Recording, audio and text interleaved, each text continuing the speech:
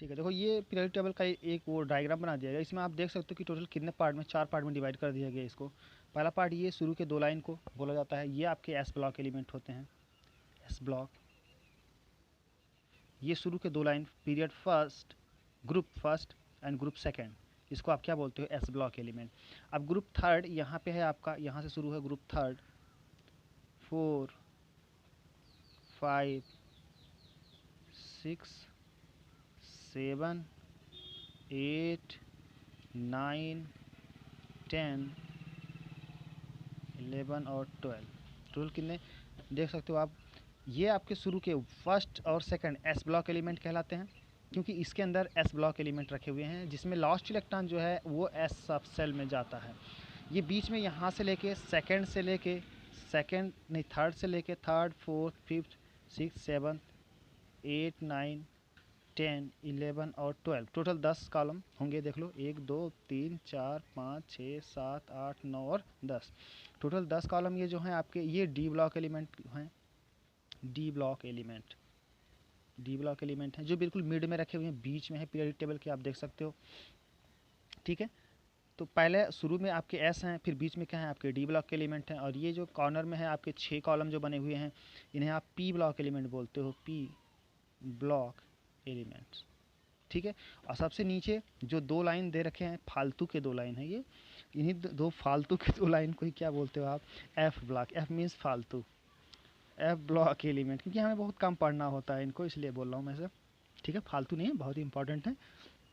तो ये आपके कौन से हैं, फालतू नहीं, एफ ब्लॉक एलिमेंट हैं। तो ये 4 पार्ट में आप देख सकते हो पूरी पीरियोडिक टेबल को डिवाइड कर दिया गया है। एस ब्लॉक ये रहे जो कि बिल्कुल लेफ्ट में है, डी जो आपकी मिड में है, डी ब्लॉक एलिमेंट, फिर पी ब्लॉक एलिमेंट जो राइट मोस्ट पे कॉर्नर पे है, यहाँ पे देख सकते हो, ये पी ब्लॉक एलिमेंट होते हैं आपके 6 कॉलम टोटल, और नीचे 2 जो बने हुए हैं ये आपके एफ ब्लॉक एलिमेंट हैं। ठीक है, तो चलो देखते हैं। They are placed at left most of the periodic table, S block element last शुरू के फर्स्ट और सेकंड दो ग्रुप जो हैं आपके वो एस ब्लॉक एलिमेंट हैं। They all are soft metal, ये सब के सब क्या हैं, मेटल हैं, और कैसे हैं, सॉफ्ट हैं।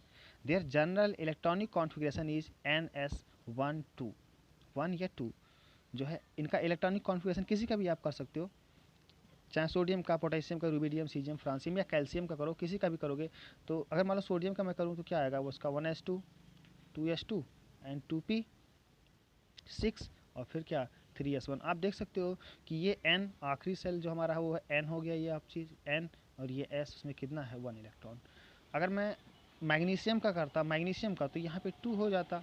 तो मैग्नीशियम भी हमारा क्या है, यहाँ पे देखो हाइड्रोजन, फिर क्या आपका lithium, sodium, potassium, rubidium, caesium और फ्रांसियम, इन सब का S1 आएगा 1 इलेक्ट्रॉन। अगर इसके अलावा हम यहाँ पे कर लें बेरिलियम, मैग्नीशियम, कैल्शियम, स्ट्रांसियम,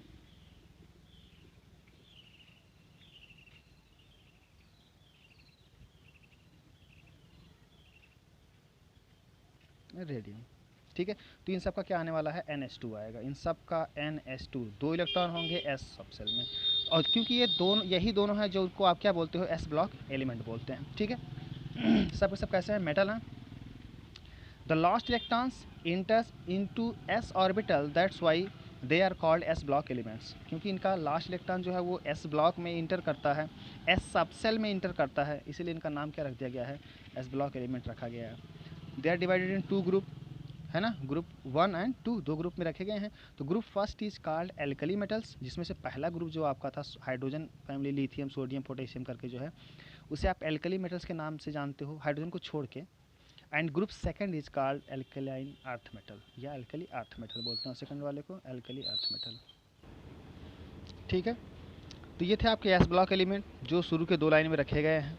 फिर आती है बात पी ब्लॉक एलिमेंट की, समझ में आ गई बात। ये शुरू के 2 लाइन जो आप देख रहे हो, इन्हें एस ब्लॉक एलिमेंट कहा जाता है, और ये दोनों ही क्या हैं, मेटल हैं। तो हाइड्रोजन भी आपको क्या है, एस ब्लॉक एलिमेंट है ये भी, लेकिन ये मेटल नहीं बल्कि नॉन मेटल है। बाकी सब के सब क्या है आपके मेटल हैं, और सॉफ्ट मेटल है कि आप इसे चाकू से आसानी से काट सकते हो।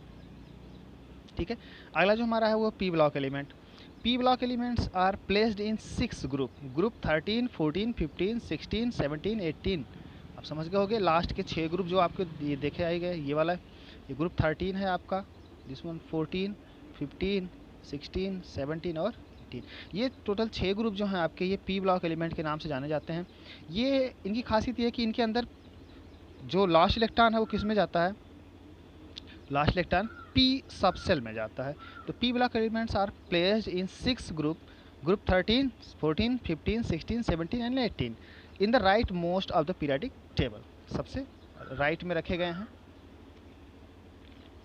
Right most of the periodic table. They are metal, non metal and metalloids. कहने मतलब यह है कि इसके अंदर मेटल भी हैं, नॉन मेटल भी हैं और क्या है, मेटलॉइड्स हैं। मतलब कि ये जो 6 ग्रुप हैं आप इसमें देखोगे कि यहाँ पे सब के सब गैस हैं, इस तरफ क्या होंगे, सॉलिड हैं जो कि मेटल्स हैं थोड़े से, और फिर इधर नॉन मेटल हैं सब के सब। समझ लो बात, तो कार्बन, सिलिकॉन ये सब नॉन मेटल हैं।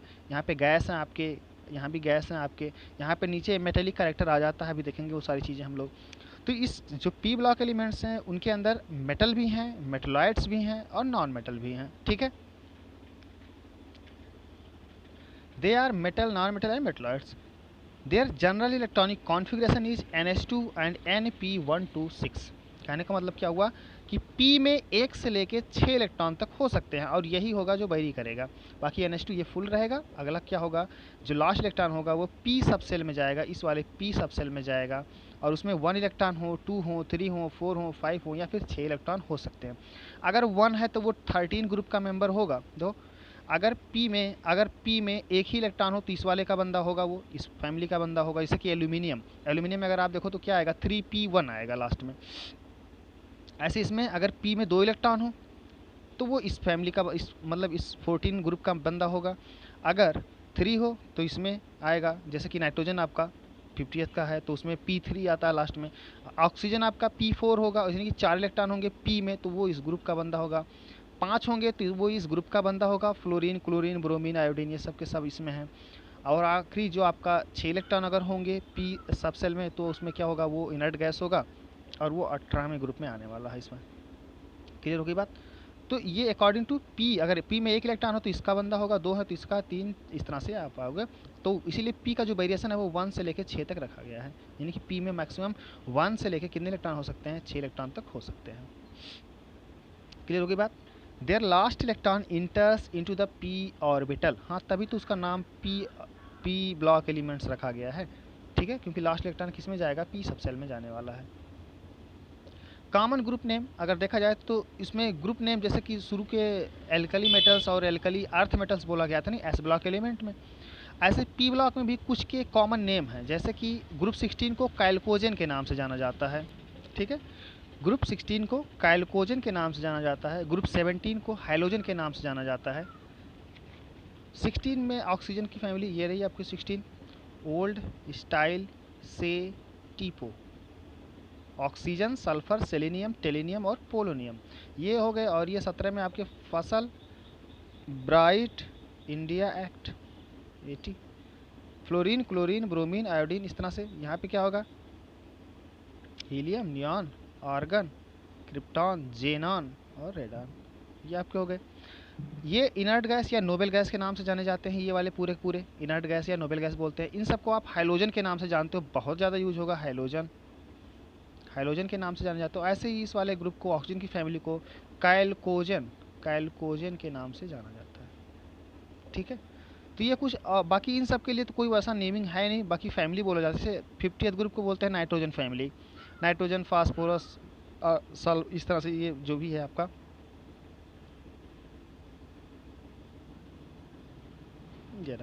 ना नाइट्रोजन, फास्फोरस, आर्सेनिक, एंटीमनी और बिस्मथ, तो ये नाइट्रोजन फैमिली हो गई। ऐसे आपकी यहाँ पे क्या होने वाली है, कार्बन फैमिली आएगी। कार्बन फैमिली में कार्बन, सिलिकॉन, जर्मेनियम, टीन और लेड। ठीक है, तो ये आपकी कौन से हो गए, कार्बन फैमिली हो गई। तो इन सबको फैमिली के नाम से जाना जाता है। समझ लो बात को। ये आपका बोरान, एल्यूमिनियम, गैलियम, इंडियम और थैलियम। तो आप देख लो इन सबको ऐसे बोरान फैमिली या एल्यूमिनियम फैमिली के नाम से, कार्बन फैमिली, ये नाइट्रोजन फैमिली, लेकिन इसका एक कॉमन नेम है। ऑक्सीजन फैमिली भी बोल सकते हो आप, लेकिन इसका कॉमन नेम भी है काइल्कोजेन। ऐसे इसका जो कॉमन नेम है वो है हैलोजन और इसका जो नाम है वो क्या है, इनर्ट गैस या नोबेल गैस। क्लियर हो गई बात। तो ग्रुप 16 को कैल्कोजन, ग्रुप 17 को हाइड्रोजन, ग्रुप 18 को नोबेल गैस या इनर्ट गैस के नाम से जाना जाता है। तो ये थे आपके पी ब्लॉक एलिमेंट जो छः ग्रुप में रखे गए हैं, वो भी right most of the periodic table में। समझ में बात? ये मेटल, नॉन मेटल और मेटलॉइड्स तीनों चीज़ें हैं इसके अंदर। क्लियर होगी बात? अगला जो हमारा है वो D block elements. D block elements जो बीच में रखे गए हैं, जिसको 10 कॉलम जो बनाया गया ना, ये वाला, ये बीच में 3, 4, 5, ये यहाँ से लेके यहाँ तक की ये 10 लाइन जो आपके हैं, ये डी ब्लॉक एलिमेंट्स के नाम से जाने जाते हैं। ठीक है। अब डी ब्लॉक एलिमेंट की खासियत क्या है कि ये सब के सब हैवी मेटल हैं, सब के सब क्या हैं, मेटल हैं।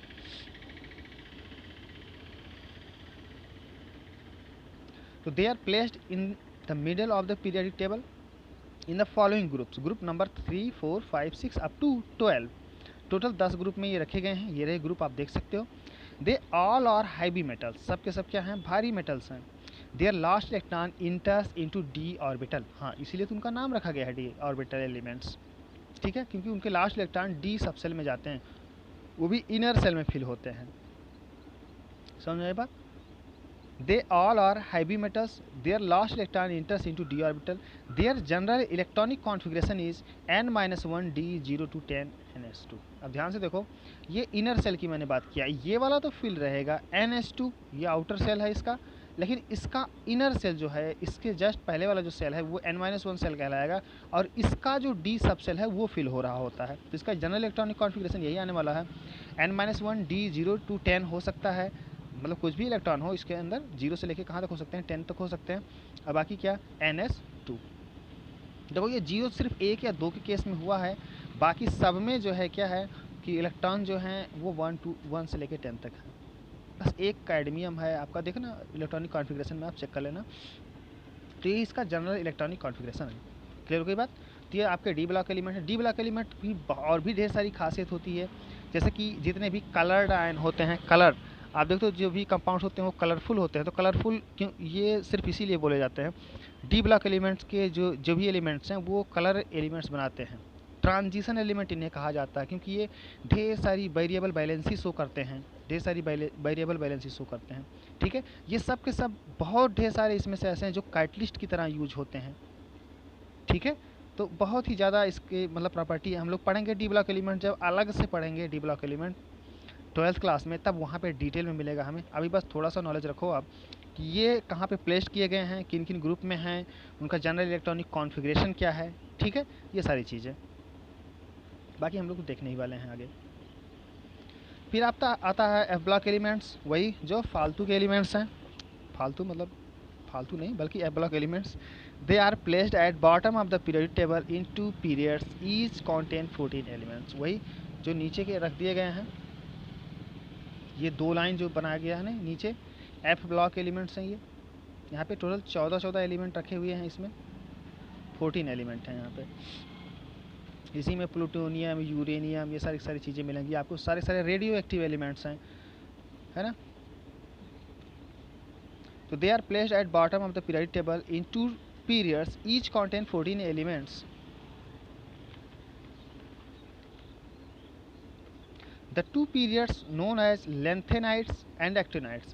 दो लाइन जो हैं, इन 2 लाइन का अलग से नाम रख दिया गया है। जैसे यहाँ पे alkali metals, alkali earth metals कहा गया नहीं, ऐसे इन दोनों का भी अलग अलग नाम है।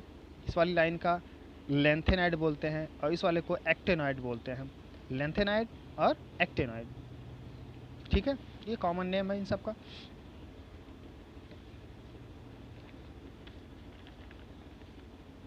ठीक है, mostly they are radioactive elements and all are very heavy metals। they are also known as inner transition element।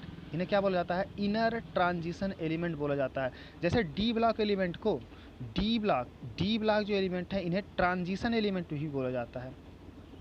Transition अभी मिलेगा आगे पढ़ने के लिए, में ट्रांजिशन एलिमेंट्स, इन्हें ट्रांजिशन एलिमेंट्स बोलते हैं। और इन सबको क्या बोला जाता है, इनर ट्रांजिशन एलिमेंट्स, क्योंकि ये रेडियो एक्टिव हैं इसीलिए इनको क्या बोला जाता है, इनर ट्रांजिशन एलिमेंट्स। क्लियर होगी बात? डी ब्लॉक एलिमेंट को ट्रांजिशन एलिमेंट, तो सभी के सभी D block element transition element नहीं होते, लेकिन सभी transition element D block element होते हैं। अभी डिस्कस करेंगे इस बात को। और ये आपके कौन से हैं, एफ ब्लॉक एलिमेंट्स, जिन्हें आप इनर ट्रांजिशन एलिमेंट्स भी कहते हो। ठीक है, तो हाँ, mostly they are radioactive elements and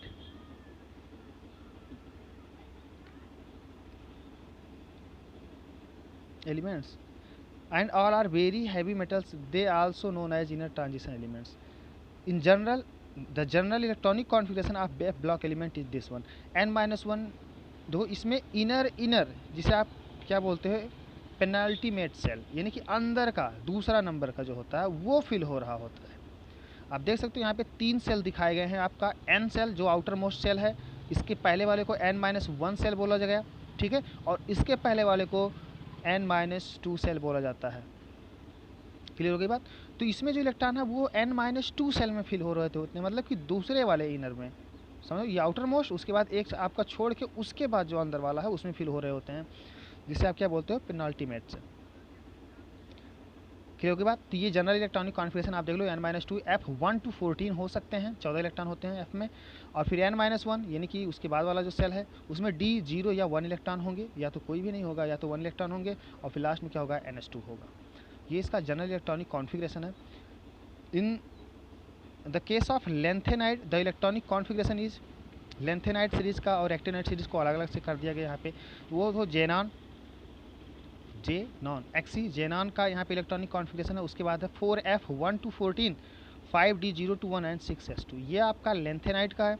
ऐसे आप क्या कर सकते हो, एक्टेनाइड में करोगे तो यहाँ पे क्या हो जाएगा, आर्यन हो जाएगा, रेडान, और ये 5F1 to 14, देखो 4 था यहाँ पे तो यहाँ पे 5 हो जाएगा, यहाँ पे जेनॉन था तो यहाँ पे रेडान है ना, बस वही तो फर्क हुआ, एक स्टेप नीचे आ जाओ, एक लाइन 5-0, वही सेम चीज़ यहाँ पे भी है, बस यहाँ पे क्या है, जेनान, यहाँ पे रेडान है।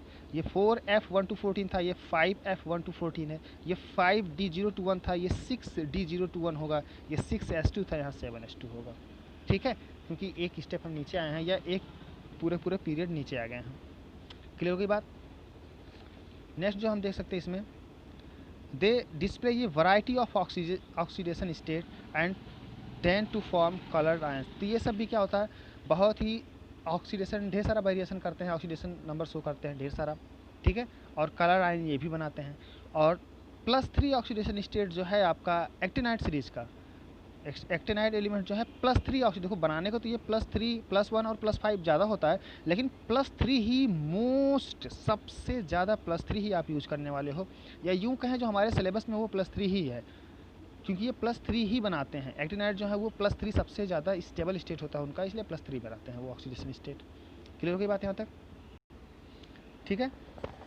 तो हमने देख लिया एस ब्लॉक किसे कहते हैं, पी ब्लॉक किसे कहते हैं, डी ब्लॉक एलिमेंट्स किसे कहते हैं, है ना, एफ ब्लॉक, ये सब हमने देख लिया। एलिमेंट्स कहाँ रखे गए हैं, कैसे हैं। देखो मेटल सबसे ज़्यादा हैं, जो एस ब्लॉक हैं वो पूरे के पूरे मेटल हैं हाइड्रोजन को छोड़ के। डी ब्लॉक जो हैं आपके पूरे के पूरे मेटल हैं, कोई भी उसमें नॉन मेटल या मेटलॉइड्स ऐसा कुछ नहीं है। डी ब्लॉक कम्प्लीटली मेटल हैं, हैवी मेटल। एफ ब्लॉक आपके कम्प्लीटली मेटल हैं, हैवी मेटल्स हैं सबके सब, ठीक है। बस पी ब्लॉक एलिमेंट्स ऐसे थे हमारे जिसमें मेटल हैं, नॉन मेटल हैं और मेटलॉइड सबके सब हैं। क्लियर हो गई बात। अब कुछ टर्म्स हैं जो पीरियोडिक टेबल में आप यूज करते हो या बहुत ज़्यादा यूज के होते हैं, जैसे रिप्रेजेंटिव एलिमेंट्स किसे कहते हैं, या ट्रांजिशन एलिमेंट, अभी जिक्र हुआ था ट्रांजिशन एलिमेंट का, इनर ट्रांजिशन एलिमेंट का, ठीक है। तो उन सबको देख लेते हैं क्या होते हैं ये। तो रिप्रेजेंटिव एलिमेंट देखो किसे कहते हैं, the groups of periodic table can divided into 2 categories, representative elements and transition elements. कहने का मतलब ये हुआ कि डी ब्लॉक एलिमेंट को छोड़ दो आप, इस डी ब्लॉक एलिमेंट को और एफ ब्लॉक एलिमेंट को छोड़ दो आप, इन दोनों को, बाकी जो भी बचे 2 लाइन ये आपके एस ब्लॉक एलिमेंट और पी ब्लॉक एलिमेंट को ही हम लोग क्या बोलते हैं, रिप्रेजेंटिव एलिमेंट्स। यानी कि ये 2 चीज़ों का कलेक्शन है, किसका किसका, एस और किसका, पी ब्लॉक एलिमेंट जो हैं आपके, उन्हीं को हम लोग क्या बोलते हैं, रिप्रेजेंटिव एलिमेंट्स बोलते हैं। समझ में आई बात। रिप्रेजेंटिव एलिमेंट को याद रखना, रिप्रेजेंटिव एलिमेंट्स एस ब्लॉक और पी ब्लॉक एलिमेंट जो हैं उनको कंबाइंड रूप से रिप्रेजेंटिव एलिमेंट्स के नाम से जाना जाता है। ऐसे ट्रांजिशन एलिमेंट किसे कहते हैं, ट्रांजिशन एलिमेंट्स हमें पता है कि डी ब्लॉक एलिमेंट जो थे आपके, ये डी ब्लॉक एलिमेंट जो हैं इन्हीं को आप ट्रांजिशन एलिमेंट कहते हो। लेकिन खासियत ये होती है ट्रांजिशन एलिमेंट्स की, कम से कम एक अनपेयर्ड इलेक्ट्रॉन होना जरूरी है। Transition elements are those elements that have partially or incompletely filled d orbital in their ground state are most common oxidation state. कम से कम एक अनपेयर्ड इलेक्ट्रॉन होना जरूरी है. Generally they forms coloured compounds all the D block elements except, तो किसको छोड़ के, जिंक, कैडमियम और मरकरी, क्योंकि इसमें कोई भी अनपेयर्ड इलेक्ट्रॉन नहीं होता है इन तीनों में. अगर मैं इन तीनों का इलेक्ट्रॉनिक कॉन्फ़िगरेशन लिखूं तो आप देख सकते हो, मैं जिंक का लिख रहा हूँ. जिंक का जो होगा वो होता है 3d10 4s2. इसके पहले वो पूरा का पूरा होगा एक, ठीक है.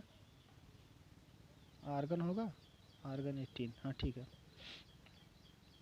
इसके पहले आर्गन का इलेक्ट्रॉनिक कॉन्फ़िगरेशन होगा और फिर यहाँ क्या होगा 3d10 4s2. आप देख लो डी में 10 इलेक्ट्रॉन ही हो सकते हैं, 10 इलेक्ट्रॉन, और कम्प्लीटली फिल्ड है. एस में 2 हो सकते हैं, कम्प्लीटली फिल्ड है. तो कोई भी अनपेयर्ड इलेक्ट्रॉन इसमें नहीं है जिंक के केस में. ऐसे कैडमियम में भी क्या होता है, कोई भी अनपेयर्ड इलेक्ट्रॉन नहीं होगा और ना ही मरकरी में कोई अनपेयर्ड इलेक्ट्रॉन होगा, क्योंकि जिंक, कैडमियम और मरकरी एक ही ग्रुप में तो है. जिंक है, फिर नीचे क्या है, कैडमियम है, फिर क्या है, मरकरी है. इस तरह से ये ग्रुप नंबर कौन सा है, 12 में ये इस तरह से है. तो सिर्फ इन तीनों को छोड़ के पूरे डी ब्लॉक एलिमेंट जो हमारे हैं, यानी कि ये 12, बस इसको छोड़ दो आप, इस वाले 12th वाले को छोड़ दो, बाकी जितने भी डी ब्लॉक एलिमेंट्स हैं सब के सब ट्रांजिशन एलिमेंट्स कहलाते हैं. समझ आई बात. तो आप कह सकते हो अब यहाँ से देखो, सभी के सभी ट्रांजिशन एलिमेंट जो हैं वो डी ब्लॉक एलिमेंट हैं. सभी ट्रांजिशन एलिमेंट यहाँ से लेके यहाँ तक सभी transition element D block element हैं, ठीक है. लेकिन सभी D block element including this one, सभी D block element transition elements नहीं हैं. हाँ, अगर मैं उसमें से ये लाइन छोड़ दूँ तो सभी हैं. अब बात क्लियर हो गई. तो ये थे आपके ट्रांजिशन एलिमेंट्स. ये ट्रांजिशन इसलिए क्योंकि इसके ढेर सारा ऑक्सीडेशन स्टेट ये शो करते हैं, कलर्ड कंपाउंड बनाते हैं, कैटलिस्ट की तरह काम करते हैं, है ना. तो वो सारी चीज़ें क्लियर हो गई. बात ट्रांजिशन एलिमेंट की खासियत समझ में आया. कम से कम डी सब सेल में एक इलेक्ट्रॉन, कम से कम एक इलेक्ट्रॉन तो अनपेयर्ड होना ही चाहिए, कम्प्लीटली फिल्ड नहीं होना चाहिए. अगर वो कम्प्लीटली फिल्ड हो गया तो वो डी ब्लॉक एलिमेंट नहीं कहलाएगा. क्लियर हो गई बात यहाँ तक. दूसरा देखो, टिपिकल एलिमेंट्स. नेक्स्ट हमारा क्या है, टिपिकल एलिमेंट्स. ये group of 8 elements namely sodium, यानी थर्ड पीरियड की बात हो रही है. थर्ड पीरियड में आपको इस तरह से लाइन में जो है आपका यहाँ से कहाँ से लेके, सोडियम से लेके, देखो सोडियम, फिर आपका मैग्नीशियम, है ना, फिर एल्यूमिनियम, सिलिकॉन, इस तरह से ये जो थर्ड लाइन है आपका, उन्हीं थर्ड लाइन को ही टिपिकल एलिमेंट के नाम से जाना जाता है.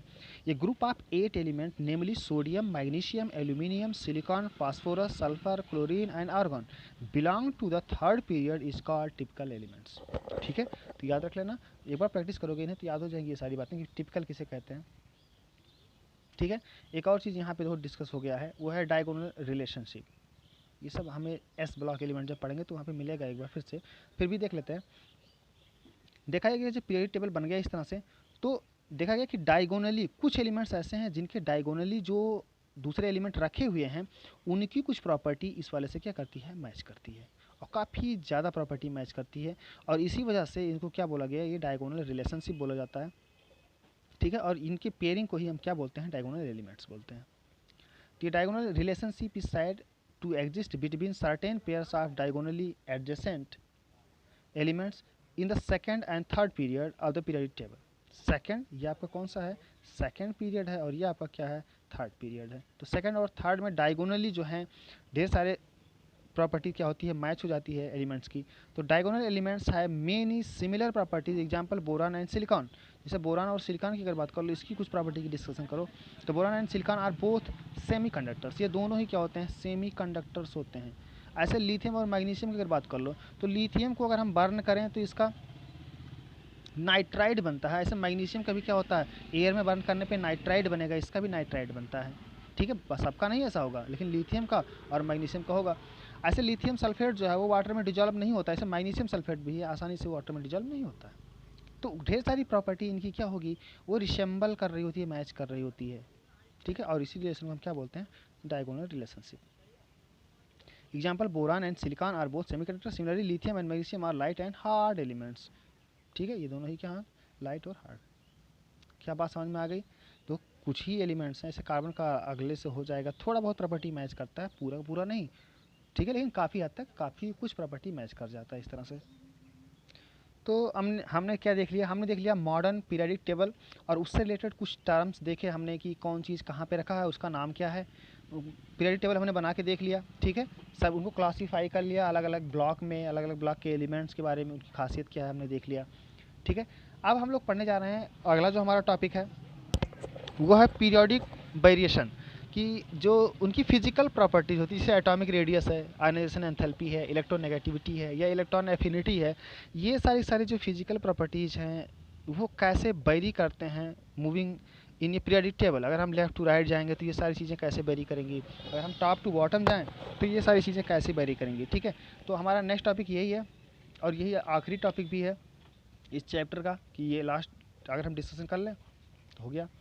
तो इनको पढ़ने के लिए हमें दो चीज़ें पहले जाननी पड़ेंगी। जो भी ये वेरिएशन है, जो भी ये पीरियोडिक वेरिएशन है, पीरियड्स में ऊपर से नीचे जाने पे, या लेफ्ट टू राइट जाने पे पीरियड में, या कॉलम में टॉप टू बॉटम जाने पे, है ना। तो ये वेरिएशन उनको समझने के लिए या उनको पढ़ने के लिए हमें दो चीज़ों की ज़रूरत है। दो चीज़ें क्या क्या, सबसे पहला आप देखो जेड इफेक्टिव क्या होता है, या इफेक्टिव न्यूक्लियर चार्ज किसे कहते हैं, ठीक है। तो सबसे पहले हम लोग यही देखेंगे इफेक्टिव न्यूक्लियर चार्ज क्या होता है, और फिर हम वेरिएशन समझ पाएंगे आसानी से। तो the effective nuclear charge Z effective is the net positive charge experienced bye an electron from the nucleus in A poly electronic atom. कहने का मतलब ये क्या है कि हम जानते हैं कि एक एटम है, अगर